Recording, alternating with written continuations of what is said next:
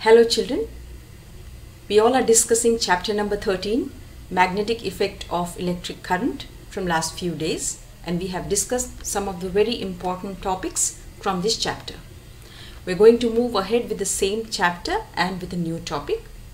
But before that, you all can recollect and remember that in the last video lesson, we have learnt about a current carrying conductor when placed in a strong magnetic field experiences a force. So it was André-Marie Ampère who suggested that if we place a current carrying conductor in a strong magnetic field in such a manner that it is not parallel to the magnetic field, then this current carrying conductor, it experiences a force. We also studied that the direction of the force experienced by the conductor depends upon the direction of the electric current, and it also depends upon the direction of the magnetic field. We also discussed that the direction of force of the current carrying conductor in the magnetic field is given by Fleming's left-hand rule. This Fleming's left-hand rule states that if we stretch the three fingers of our left hand, the three fingers are the index finger, the middle finger and the thumb. If we stretch these three fingers in such a manner that they are mutually perpendicular to each other, and if the index finger is in the direction of magnetic field and the middle finger is in the direction of the flow of electric current, then the thumb will give us the direction of the force experienced by the current carrying conductor. Based on this concept, children, we are going to learn a new thing in today's video lesson. But before we go ahead and before I tell you what is the new topic of today's video lesson, I would like all of you to have a look at some of the pictures which are flashing on the screen. You all have many toys at home which rotates. The moment the battery is on, these toys, they move, they rotate, they move from one place to another place. Also, the common example is washing machine. The moment we, put the button on, the washing machine starts rotating. The tumbler of the washing machine, it rotates inside, isn't it? We have mixer, grinder, juicers at home. The moment you put the button on, mixers, grinders, they start rotating. The blades of the mixer, the grinder, the juicer, they start rotating and we can extract the juice from the fruits. In case of a mixer and grinder, we can get, fine thing of the material which is put into the mixer. You all have seen a water pump. It is used to take out the water from the ground and then we can water the farm. And a very, very common example is the table fan and the ceiling fan. The moment you switch on the button, the fan starts rotating. Now, what is there common in all the pictures which I have shown you? What is common in all the electrical appliances which I have shown you? The common thing present in all the electrical appliances which is making it to rotate is electric motor. And this is what is the subject of today's video lesson. So children, electric motor is a rotating device. It is a device which rotates or moves round and round. So all the electrical appliances which I showed you in the previous slide, in all electrical appliances, electric motor is present. And this electric motor, it converts electrical energy into mechanical energy. Let me show you the picture of electric motor. Can you just identify this? Can you just, recollect that you have used it somewhere?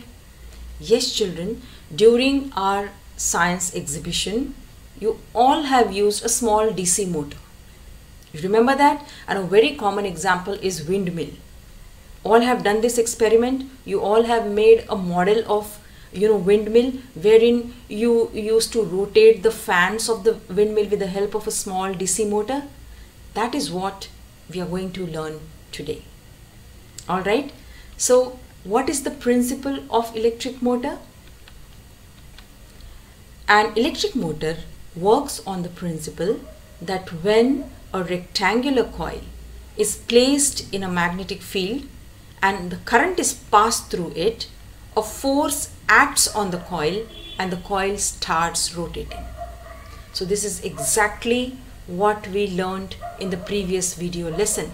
A current carrying conductor experiences a force when it is placed in a strong magnetic field.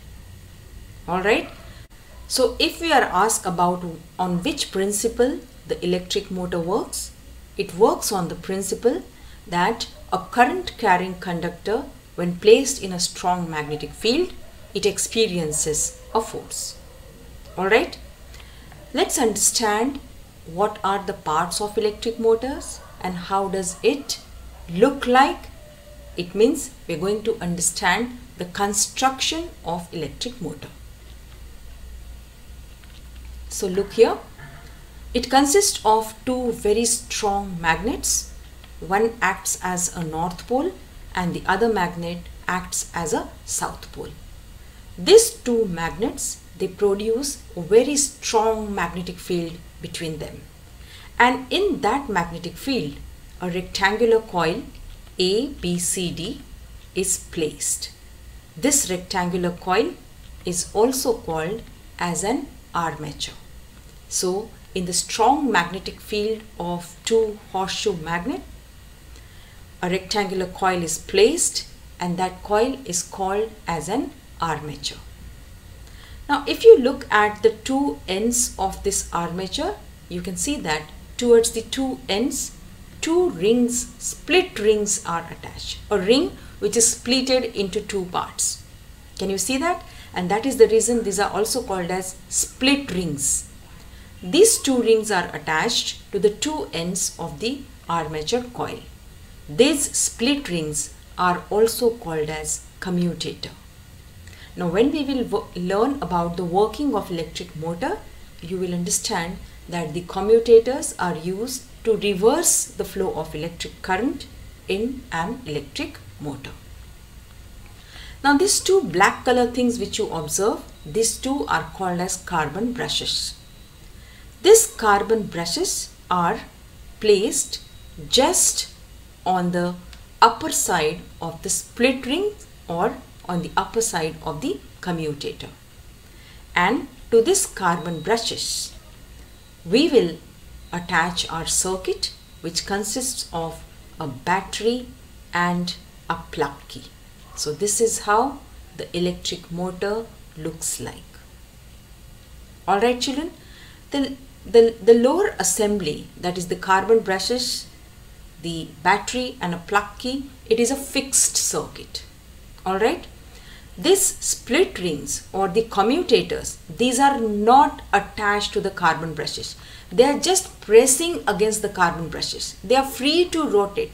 Carbon brushes are not fixed with the commutators. Alright, so when we will learn about the working of electric motor, that time you will understand this in a very good way. Time being, just keep in mind that the carbon brushes are not fixed with the split rings.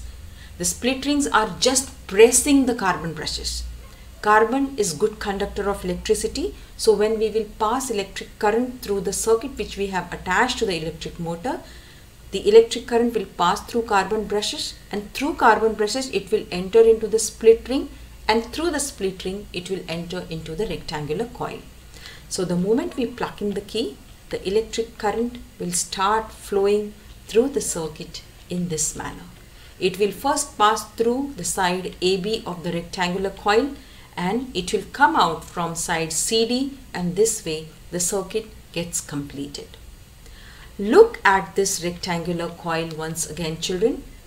Alright, and I'll show you one more thing. This is what is the direction of the magnetic field, that is from North Pole to the South Pole. And the reason why have we taken a rectangular coil and not a circular coil or not a triangular coil or not a very other shaped coil? It's because this rectangular coil, when placed in a magnetic field, you will observe that it is perpendicular to the magnetic field. And I told you that when a current carrying conductor is perpendicular to the magnetic field, it experiences maximum force. Alright, so I want everybody to keep in mind all the parts of the electric motor, because we will keep taking the names of armature, commutator each and every time when we will discuss about the working of electric motor. So this is all about the construction and the different parts of electric motor. Here we can see the points which you have to write when you are asked about write the construction of electric motor. So you will write that a rectangular coil of wire ABCD is placed between the two strong magnets, and these two strong magnets, it produces a very strong magnetic field. A coil is placed perpendicular to the magnet like how I showed you.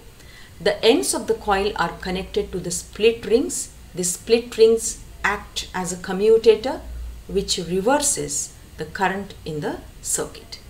The inner side of the split ring is insulated and it is attached to the axle which is free to rotate. Axle is used to rotate the coil. Alright. Then the external conducting edges of the split ring, it has two carbon brushes which are attached to it. These carbon brushes are attached to the battery to complete the circuit. So this is how stepwise you have to write the construction of each and every part of the electric motor. Alright, so I want all of you to go through all the parts once again and recollect what all we have used. In the next video lesson, we will learn about the working of electric motor. So till then, please revise and see all the slides once again carefully. Bye and take care.